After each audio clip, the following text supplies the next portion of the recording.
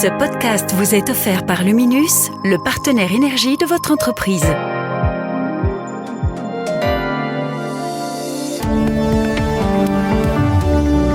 Vous écoutez Z sur 7, le podcast quotidien de Transcanal Z. Nous sommes le vendredi 20 juin. Votre podcast aujourd'hui est écrit par Rémi Bernard et animé par Béatrice Marlier. Bonjour, merci de nous rejoindre.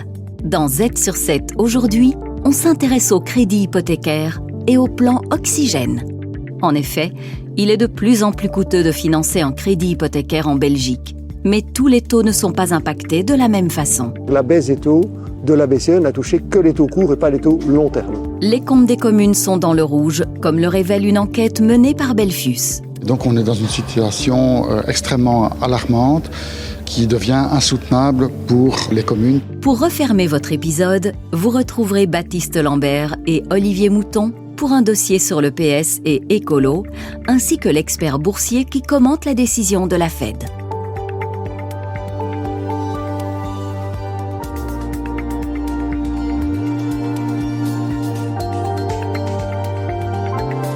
Z sur 7 à la une. Les crédits hypothécaires deviennent de plus en plus onéreux en Belgique. D'après le baromètre d'Hymotheker Finothéker, le taux fixe sur 20 ans est passé de 2,9% en février à 3,3% en juin. Une augmentation notable, d'autant plus surprenante que la Banque centrale européenne a de son côté abaissé à plusieurs reprises ses taux directeurs ces derniers mois. Bernard Keppen, économiste en chef de CBC, explique ce revirement. La Banque centrale européenne a amorcé son mouvement de baisse de taux court terme au mois de juin l'année dernière. On avait à l'époque une inversion de la courbe, c'est-à-dire que les taux court terme étaient supérieurs aux taux longs.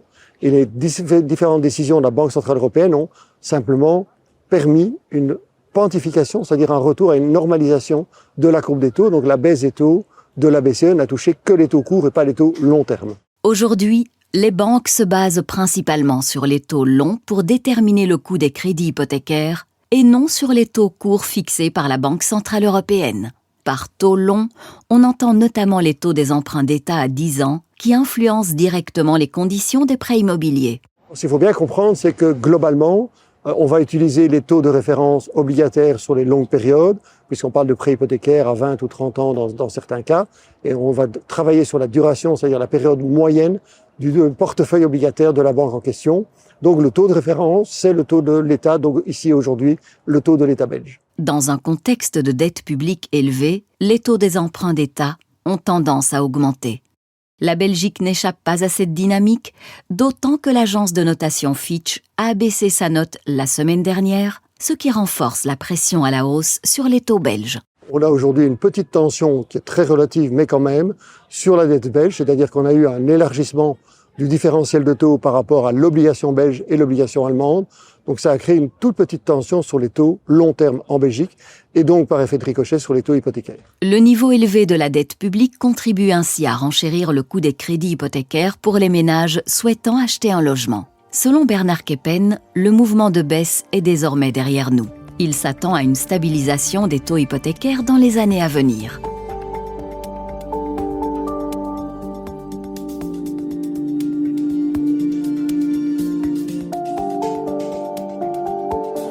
Z sur 7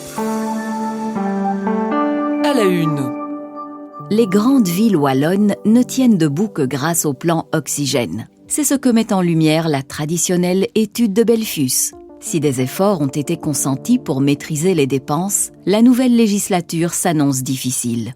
Les défis à relever sont nombreux, à commencer par la flambée des coûts liés aux pensions. Le responsable des études pour Belfius, Arnaud Dessois, se montre peu optimiste. Là, on arrive dans une situation qui devient extrêmement compliquée, où actuellement, la masse salariale sur laquelle on perçoit les cotisations devient inférieure au montant des pensions à payer. Et donc, on est dans une situation extrêmement alarmante et qui devient insoutenable pour les communes. D'ici 2030, les communes wallonnes devront consacrer 320 millions d'euros au financement des pensions, soit le double du montant actuel. À cela s'ajoute la réforme des allocations de chômage qui pourrait avoir un impact majeur. En Wallonie, quelques 85 000 chômeurs de longue durée sont concernés et selon Belfius, environ 30 000 d'entre eux pourraient se tourner vers les CPAS, augmentant encore la pression sur les finances locales. L'aide sociale n'est remboursée qu'à concurrence en moyenne de 70% par le fédéral, donc il reste 30% en charge du CPS. Ça représente à peu près 150 millions d'euros. À cela, il faut ajouter le coût du traitement de ces dossiers et ça représente une trentaine de millions. Donc au total, ça fait 180-190 millions de charges complémentaires pour le CPS. De son côté, le gouvernement fédéral a déjà promis une enveloppe de 234 millions d'euros pour couvrir ce surcoût, mais ce montant devra être réparti entre les 3 régions du pays. À cela s'ajoute l'incertitude liée à la réforme fiscale, notamment l'augmentation de la quotité exemptée d'impôts qui entraînerait une perte estimée entre 5 et 6% des recettes fiscales pour les communes. La réforme fiscale va mécaniquement réduire le produit des taxes perçues par les communes, puisque c'est une taxe additionnelle. Si l'impôt fédéral diminue, la taxe communale diminue mécaniquement. Donc l'évaluation que l'on a porte sur à peu près 90 millions d'euros en régime de croisière, c'est-à-dire seulement vers 2030. Z sur 7 à la une de Trends Tendance. Le magazine Trends Tendance mène l'enquête, un journaliste en dévoile les coulisses.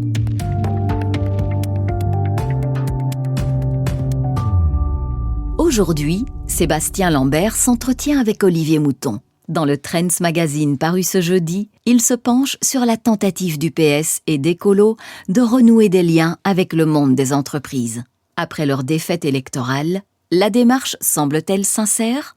C'est vrai que c'est singulier le fait que les deux partis renouent le dialogue avec les patrons parce que lors de la précédente législature, il y a eu quand même pas mal de critiques à leur égard sur le fait que il y avait une rupture avec le monde de l'entreprise ou le monde de l'économie en général.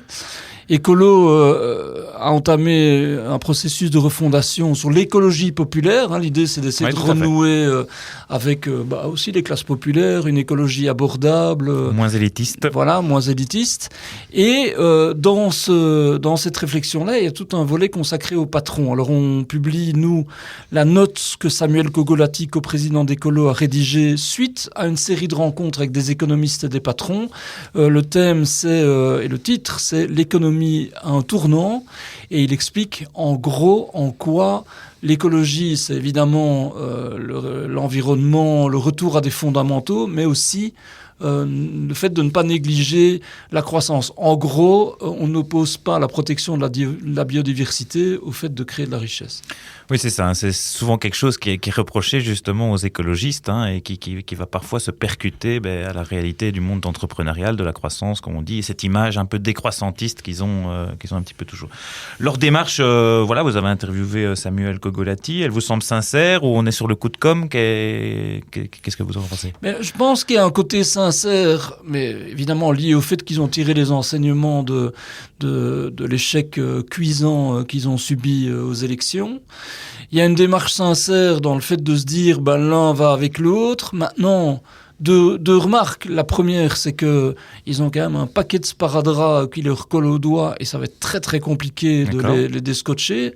Je pense au fait qu'ils soient accrochés pendant longtemps aux 100% renouvelables et qui sont toujours un peu dans cette option-là.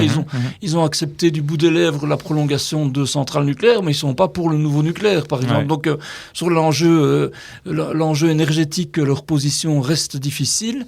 Et de manière générale, on est quand même dans un discours qui est fort sur l'économie circulaire, le recyclage, pas sur la réalité du terrain, des PME, des entreprises, et notamment par exemple de la digitalisation et des choses comme ça. Donc on sent quand même que c'est un discours qui reste ancré dans le verre de verre. Alors pour le Parti socialiste, il y a eu aussi, donc au moment de ces élections, un recul. Ça a été reproché aux socialistes d'être un peu, en tout cas peut-être une image, mais le parti des allocataires sociaux, moins des entrepreneurs. Voilà, il y a eu cette citation de Paul Magnette, on s'en souvient juste avant, pendant la campagne, mais je vais la citer. Donc, si les gens souffrent de leur travail, ce n'est pas à cause des chômeurs ou des étrangers, mais bien à cause de leurs patrons et des facteurs financiers. Et donc ça a été très mal pris par le monde entrepreneurial.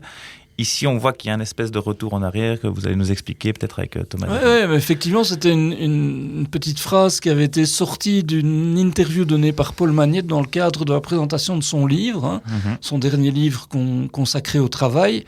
Mais notamment, l'UCM avait bondi et beaucoup de petits patrons de PME et d'indépendants qui avaient dit « mais ok, nous, notre réalité elle est tout à fait différente ». Et ça, le PS aujourd'hui semble l'avoir compris. En tout cas, ils se sont rendus compte que c'était un peu aussi de leur monde à eux.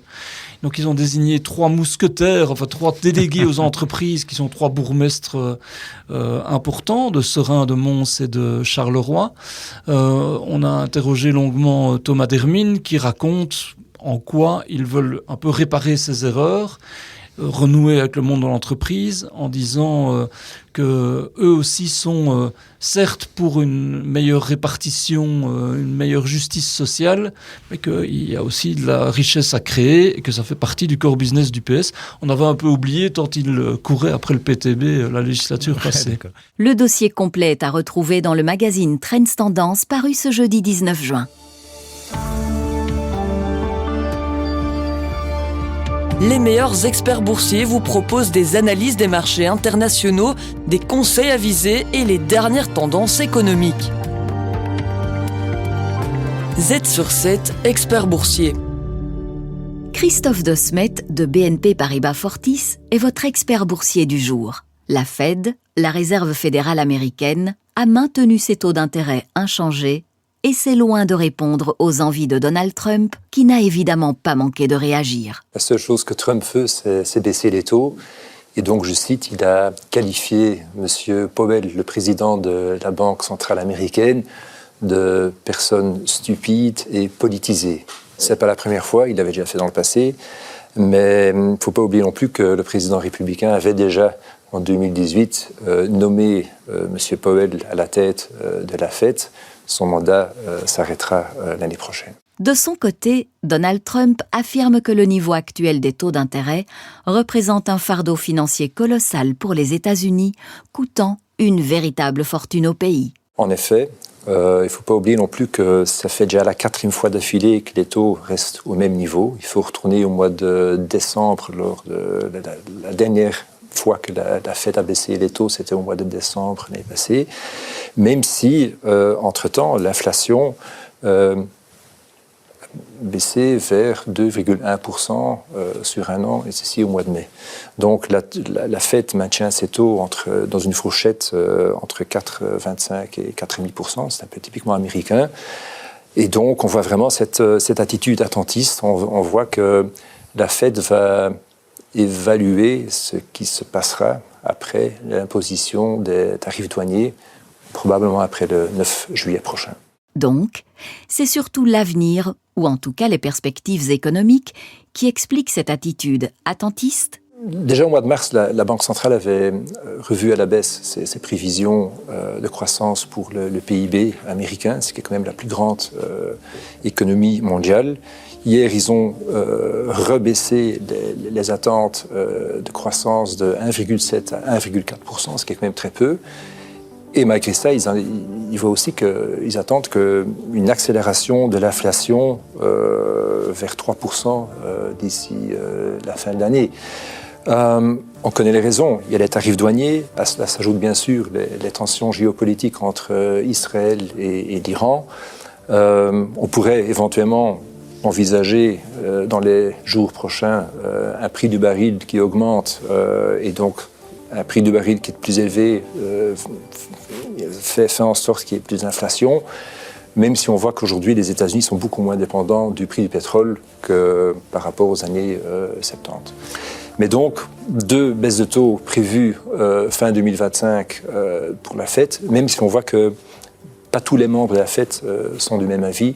On voit aujourd'hui qu'il y a même 7 20 membres de la Fed qui estiment ne pas voir les taux baisser fin 2025 à cause de la croissance de l'inflation. Et voilà, maintenant vous êtes bien au courant, n'oubliez pas de vous abonner à la chaîne de Z sur 7 pour ne pas manquer un seul de nos épisodes. Et le programme de demain, Béatrice, à quoi peut-on s'attendre ? Comme chaque samedi, c'est Ami de Faljaoui qui vous proposera son regard décalé sur une actualité de la semaine. Côté présentation, vous retrouverez Jean-Pascal Ledoux pour débuter votre week-end. Je vous remercie de votre fidélité. À très vite dans Z sur 7.